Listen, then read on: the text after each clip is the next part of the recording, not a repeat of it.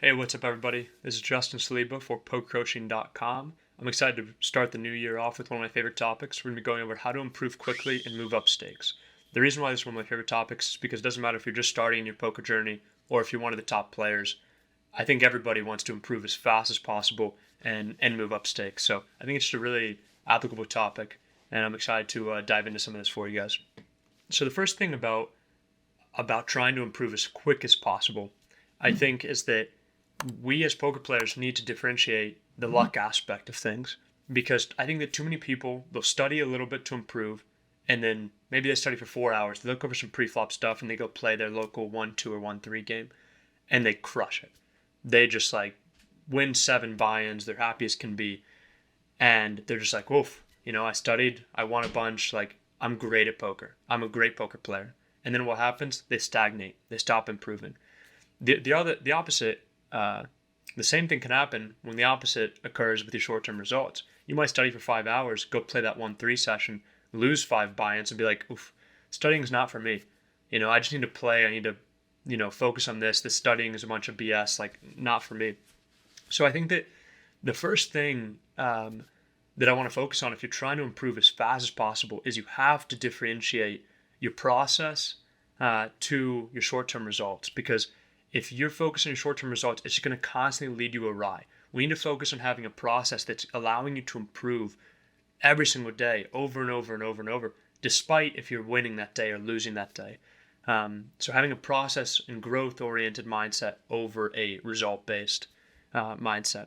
I have here, if you want to be successful in poker, you have to constantly improve your skills. So even if you study really hard for a month and then you start crushing it, if you're not improving your skills, people are going to be working harder than you, and they're just going to keep leveling up, and all of a sudden your skills are going to stagnate and get worse and worse. This is a quote from James Clear. James Clear wrote Atomic Habits, which is a great book. He says, "It's so easy to overestimate the importance of one defining moment and underestimate the value of making small improvements on a daily basis." And I think that in games with variance like poker, it's so easy for this to leak into us, right? It's so easy to overestimate the fact that your hero called that one time and then ends up winning this tournament, instead of the fact that, our process is that we're improving every single day. And which player is going to be better at the end of a year? Which player is going to be better than the other at the end of 5 years? It's going to be the person who's focused on that process, focusing on improving every single session, every single day. And if we have that mindset, you're not going to believe how quickly you can pick up concepts and improve your fundamentals, improve your live skills, improve how you see tells, how your presence is at the table, things like that. The last thing I have here, it's actually the title of the slide, but understanding where EV comes from. Now, this is a mindset thing. Talk about like the importance of one defining moment. It's so easy to focus on spots where the chips change hands, right? It's so easy to think about a tournament where, you played kings perfectly and got it all in pre-flop for 30 bigs and stacked the guy's ace king and went on to win.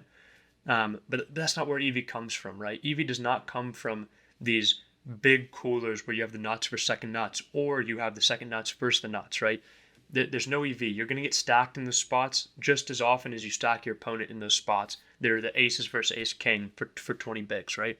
And so by understanding where EV comes from, where does it come from? EV comes from the spots where the different strategy that you're implementing compared to your opponent is generating way more value for you, right? It's in 3-bet pots where you have a way more refined strategy where you're not just auto c-betting every single board from the small blind, whereas small blind 3-bets versus button against somebody else, he might just c-bet his range every single time. And your strategy is going to be so much better in the long run. And that's where EV comes from. EV comes from making those small improvements, refining your strategy constantly, and gaining an edge on your opponent. The next thing I have here is about building good habits. I think there's so many students that will study and binge for 20 hours before like the WSOP or before a big series. And then they go on to play, and then they wait a year and they binge another 20 hours. And I think that I think that's, if your goal is to improve as fast as possible, that's not the way to do it. You need to have a constant desire to learn with high value time spent each week. And for people with really high aspirations, like every single day, it needs to be something where where you're constantly trying to improve and constantly refining your game. And where I think this is most important is reflecting on your post game habits. So if you're watching this video, just think about what does it look like when you finish a session, whether it's online or live, cash or tournaments. Like what does that look like? Because if it just looks like something where you just say poker is poker, and then this is, post game, I'm just having a beer, watching football, betting sports, whatever it might be. Immediately, this is a huge leak in your process that you need to improve if you're trying to improve as fast as possible. And so, after a session, you need to get all the wasted thoughts off your mind. I would say the most common thing that I see is that people's plus minus or win loss is what fuels their thoughts after a session. If they win in the session, they're happy. If they lose in the session, they're sad. If they cash the tournament, they're happy. If they don't cash the tournament, they're sad, right? And they let their emotions, they let their emotions somewhat take over from what we should be focusing on, which is our process and improving, right? If you're trying to improve as fast as possible, what do you need to do after a session? Well, run and share marked hands. Articulate and write down your strategies, right? This is something that I feel is like super important after sessions. All of these hands that you just played are very fresh. Let's say that you go and you play a live cash game session. All of the hands are fresh right then. After the session, if you can review every decision point that you weren't sure what to do, weigh the options, share it with friends, share it in the Poker Coaching Discord, run it with software, whatever your process looks like. If every single time you have a spot in game that you don't know what to do, after the session, you review it and try to articulate why you think a certain decision is better or best for that spot. Think about how many times you're just going to put block after block after block and just improve your overall game, right? Compare that to somebody who just plays and then goes and has the beer. At the end of 1 year, 5 years, etc., you're just going to be so much further ahead of those players, and it's because of your process. It's because of having that growth mindset.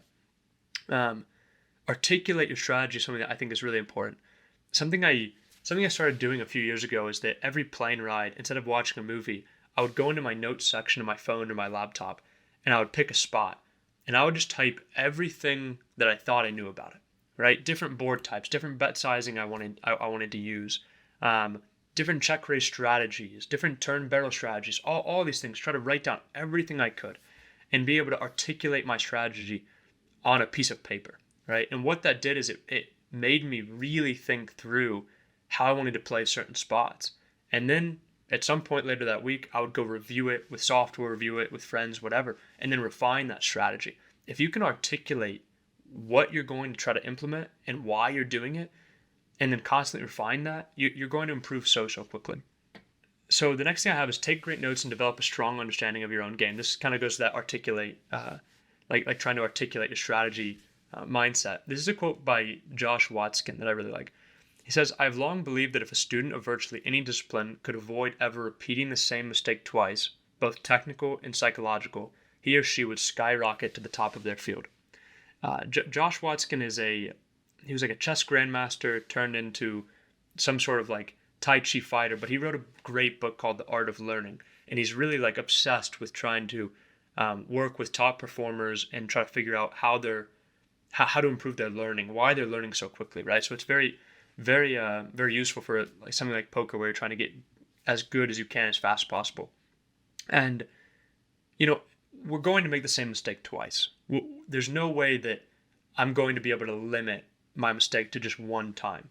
But if that's my goal and that's what I'm striving for, what am I going to do so that I don't make that same mistake? Well, I'm going to constantly take notes. I'm going to constantly write down hands, try to understand why I'm doing every single decision point, and then review it over and over and over and over. And if you iterate constantly like that, you're going to limit mistakes. Whereas I can't tell you how many students or players I've seen where I can go through a database of 100,000 hands where I pick up a leak in hand 8 or something, or hand 100.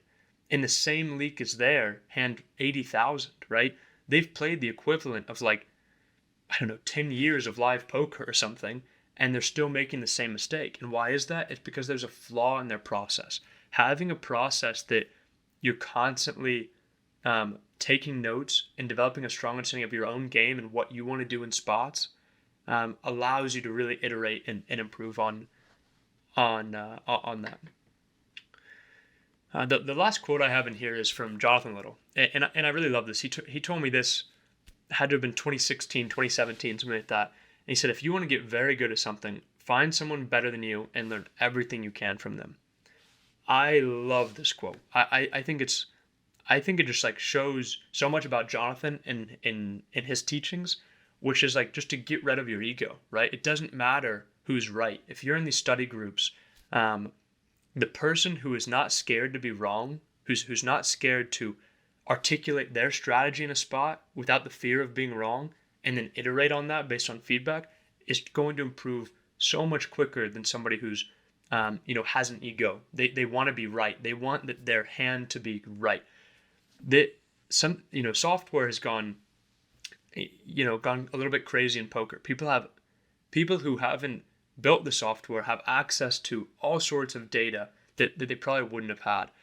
And if you see people who have a big ego, what do they use the software for? Well, they use the software to let them know, you did a good job, buddy.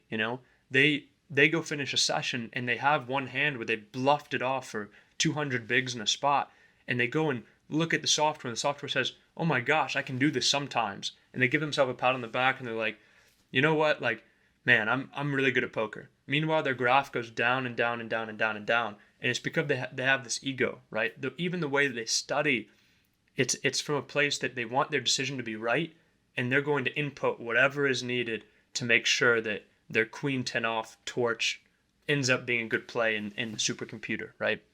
That's not where we want to be. Absolutely not. We want to be in a place where we don't have an ego. The goal of studying isn't to prove that we were right or that you made a good play. The goal of studying is to improve as quickly as possible. And when you don't have that ego, you can provide value to people in groups and study groups and in discords and whatnot, and ask constant questions and learn everything that you can from them. That I would say has been the biggest thing in my career, is that from an early age, I just wanted to learn as fast as possible. I was happy to work really, really hard and provide as much value as I could to others, whether it be running software or watching live streams, collecting data, collecting notes, whatever it might be.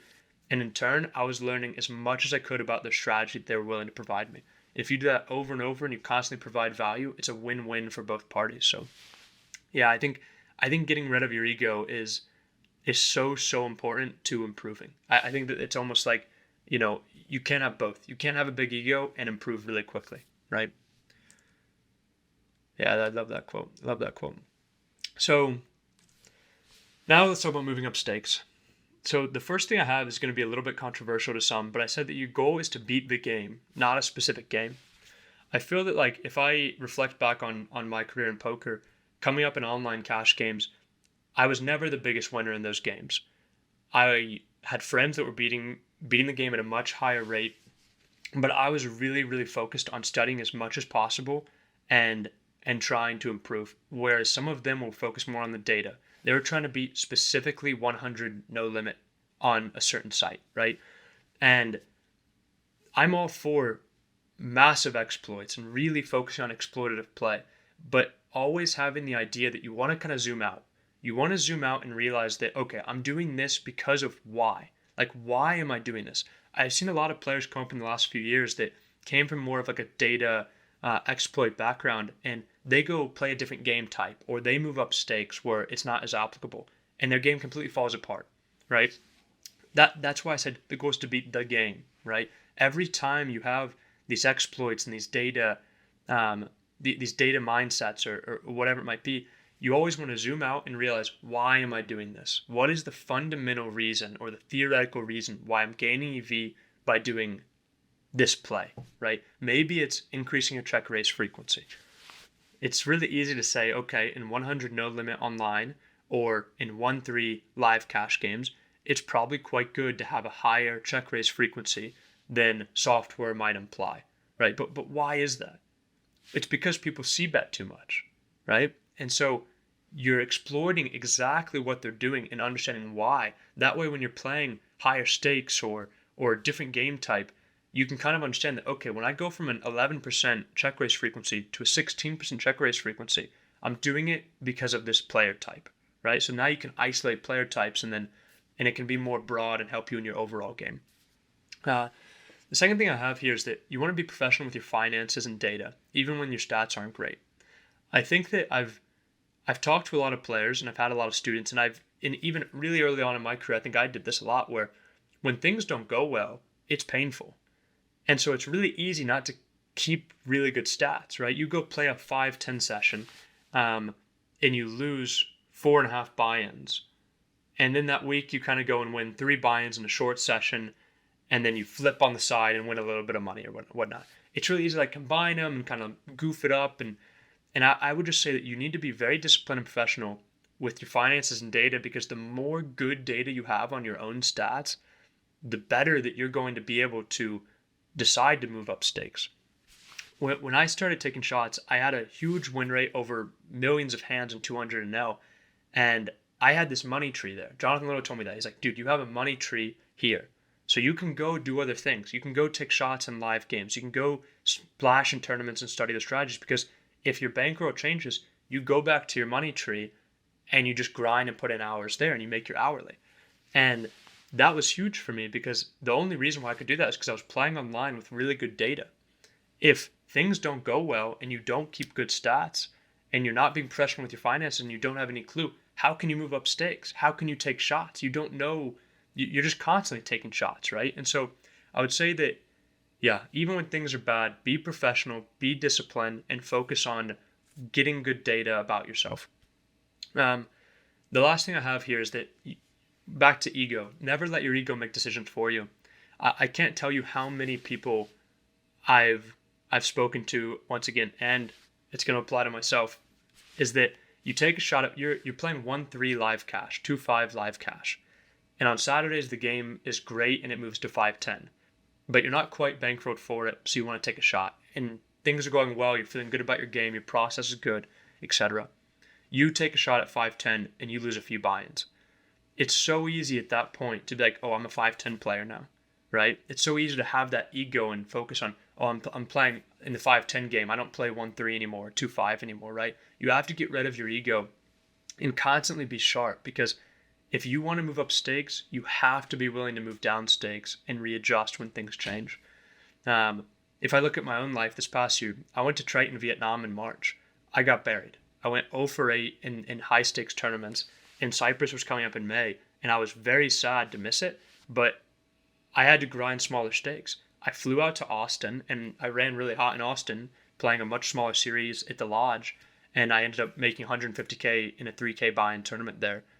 Put me in a place where I could have a good summer and then get back to Tritons in London in August, this past August. And my goals never changed. My goal is to beat the highest stakes games in the world. I have the aspiration. I want to beat those games. But just because I played them once doesn't mean I'm going to play all the 100Ks in the world, right? You have to constantly adjust when things go well, and you need to adjust when things go poorly. And so I would say that my biggest advice of moving up stakes is to let go of that ego and stay fluid with things, because there might be a 10-20 game running at Aria, but your win rate might just be higher in the 5-10 game at Bellagio. And so if you don't have an ego, you're going to go play a 5-10 game at Bellagio. So, yeah. I hope that this is helpful for you guys. I hope that you enjoyed it. Happy New Year. Yeah, that's my presentation on how to improve as fast as freaking possible and move up stakes. So thanks so much, and good luck in your games.